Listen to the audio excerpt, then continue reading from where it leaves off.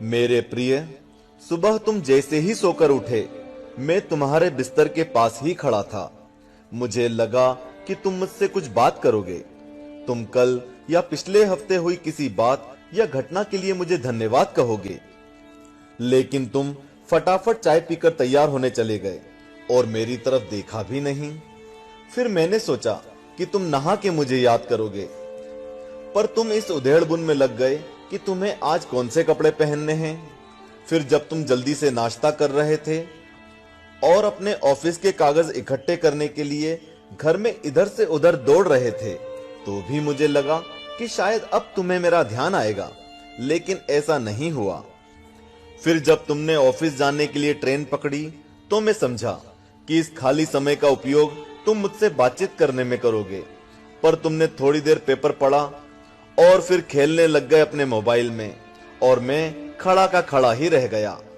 मैं तुम्हें बताना चाहता था कि दिन का कुछ हिस्सा मेरे साथ बिताकर तो देखो, तुम्हारे काम और भी अच्छी तरह से होने लगेंगे, लेकिन तुमने मुझसे बात ही नहीं की।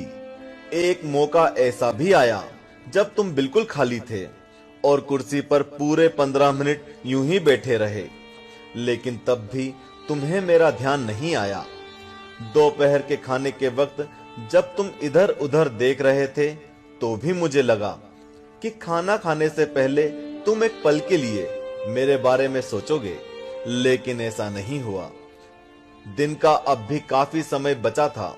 मुझे लगा कि शायद इस बचे समय में हमारी बात हो जाएगी, लेकिन घर पहुंचने के बाद तुम रोजमर्रा के कामों में व्यस्त हो गए। जब वे काम निपट गए तो तुमने टीवी खोल लिया और घंटों टीवी देखते रहे।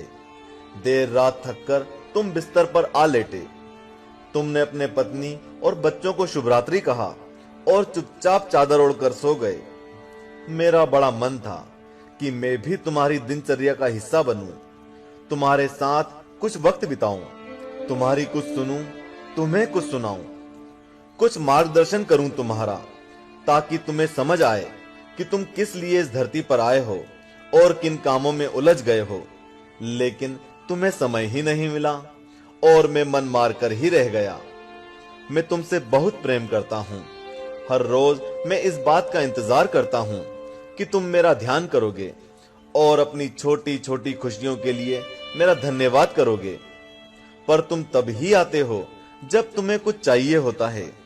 तुम जल्दी में आते हो और अपनी मांगे मेरे आगे रखकर चले जाते हो।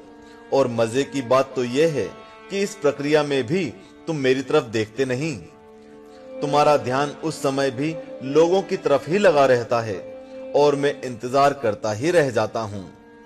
खैर, कोई बात नहीं, हो सकता है कल तुम्हें मेरी याद आ जाए, ऐसा मुझे विश्वास है और मुझे तुम में आस्था है।